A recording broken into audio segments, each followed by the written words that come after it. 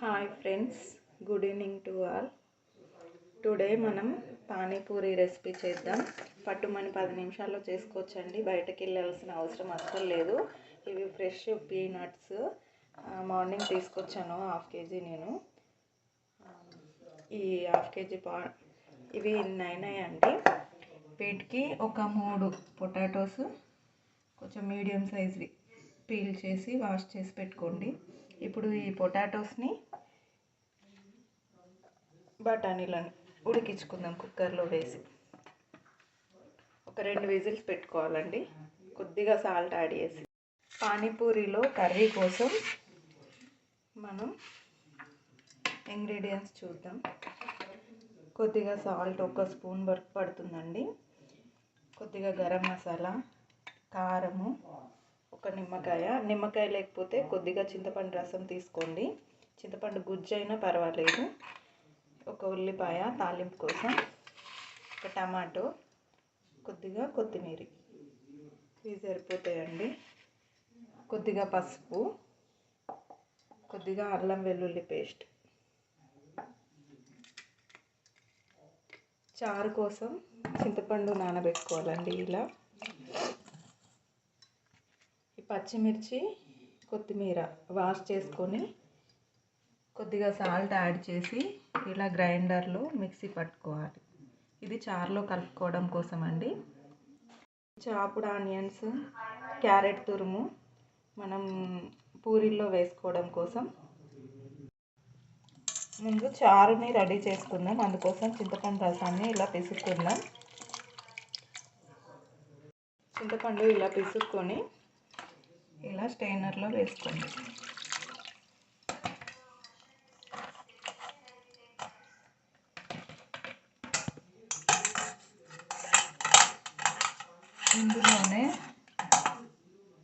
ఇందులోనే మనం గ్రైండ్ చేసి పెట్టుకున్న కొత్తిమీర, పచ్చిమిర్చి మిశ్రమాన్ని ఇప్పుడు చారులో కొద్దిగా సాల్ట్ని యాడ్ చేద్దాం. చారు రుచి చూసి సాల్ట్ పడితే వేసుకోండి. నాకు కొంచెం తక్కువ పడింది, అందుకోసం వేసాను. లేకపోతే పచ్చిమిర్చి కొత్తిమీర పేస్ట్లో వేసేసుకోండి. మీరు కలర్ కోసం కొద్దిగా పాలకూర కూడా యాడ్ చేసుకోవచ్చండి. టేస్ట్ బాగుంటుందో లేదో అని నేను యాడ్ చేయలేదు. చారు రెడీ అయిందండి. ఇప్పుడు ఇది టాపింగ్ కోసం రెడీ అయింది. ఇప్పుడు కర్రీ రెడీ చేసుకుందాం. పక్కన కుక్కర్లో విజిల్స్ వస్తుంటే ఇంకో పక్కన మనం కడాయి పెట్టేసుకుందాం చిన్న ఫ్లేమ్ పైన. ఇందులో ఆయిల్ ఒక 2 స్పూన్లు వేసుకోండి.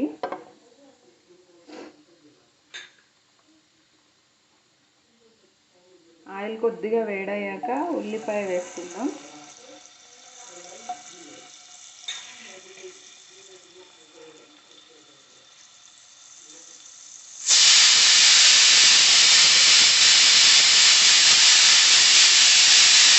టమాటా, కొత్తిమీర కూడా వేసుకున్నామండి.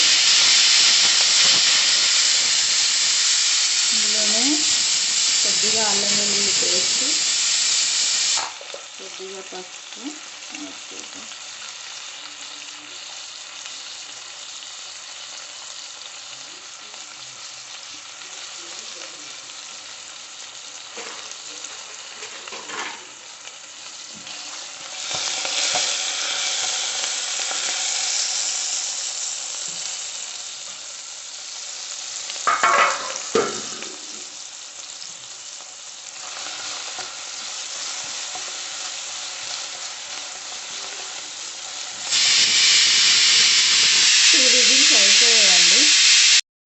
టూ విజిల్స్ అయిపోయాయండి. చూడండి బఠానీ ఎంత సాఫ్ట్గా కుక్ అయిందో. ఆలు కూడా కుక్ అయిందండి. ఇప్పుడు వీటిని ఉడికిన బఠానీల్లో పావంతు ఇందులో వేసేసుకుందాం. కర్రీలో మిగిలినవి ఇలా మిక్సీలో వేసుకొని మిక్సీ పట్టుకుందాం కొద్దిగా చల్లారాక. పేస్ట్ అయిందండి. మీరు ఇలా పేస్ట్ చేయడం ఇష్టం లేకపోతే ఆలుగడ్డని స్మాషర్తో ఇలా మెదపండి. బఠానీని మాత్రం పేస్ట్ చేసుకోండి. నేను క్విక్గా కావాలని ఇలా చేశాను. ఇప్పుడు ఇందులో వేసేసుకోవాలి. ఇప్పుడు స్టవ్ ఆన్లోనే ఉందండి, సిమ్లో ఉంది. ఇప్పుడు ఇది ఉడుకుతుండగా ఇందులో గరం మసాలా, ఉప్పు 1 స్పూన్ వరకు వేసుకోండి, సాల్ట్ పట్టుద్ది. కారం 2 స్పూన్లు, 1 నిమ్మ చెక్క,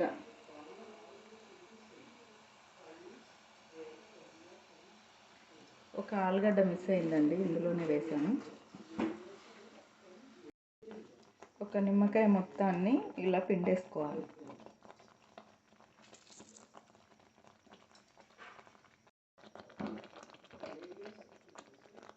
కర్రీ రెడీ అండి. చూడండి, అక్కడక్కడ బఠానీలు కనిపిస్తూ ఎంత చక్కగా ఉందో కర్రీ. చూస్తూనే నోరు ఊరుతుంది కదండి. టేస్ట్ కూడా చాలా బాగుంటుందండి. ఇది ఒక్కసారి తిన్నారంటే బయట మీరు తినడం మానేస్తారండి, అంత బాగుంటుంది. ఇంకెందుకు ఆలస్యం, మీరు కూడా ఒకసారి ట్రై చేయండి. ఎలా వచ్చిందో రెసిపీ నాకు కామెంట్ రూపంలో తెలియజేయండి. చాలా థ్యాంక్స్ అండి. నా వీడియోస్ చూసి లైక్స్ చేస్తున్న సబ్స్క్రైబర్స్ అందరికీ, సబ్స్క్రైబ్ చేసుకున్న ప్రతి ఒక్కరికి కూడా చాలా చాలా థ్యాంక్స్ అండి. ఇంకా మంచి వీడియోస్ నేను పోస్ట్ చేస్తానండి. మా పాప అడిగిందని చాట్ ప్రిపేర్ చేస్తున్నాను. ఇప్పుడే కాదండి, నేను మా బాబు చిన్నప్పటి నుంచి కూడా చాట్ ప్రిపేర్ చేస్తూనే ఉన్నాను. చాలా బాగుంటుంది. మేము బయట అసలు తినమండి. మార్కెట్లో ప్యాకెట్ దొరుకుతుందండి, 60 రూపీస్. నేను తీసుకొచ్చాను. ఇవి నాకు చేయొచ్చండి, మా పాప అర్జెంటుగా అడిగింది, అందుకోసం ఇది కొన్నాము. నెక్స్ట్ వీడియోలో పూరీస్ కూడా చేసి చూపిస్తానండి, panipuri. Current is induced, right? Clear, right? So that currents we can take it as a current. So basically this current induced in the body or a conductor, okay, due to change in magnetic flux. ఎలా ఉంది జై? So this all story we are discussing about what?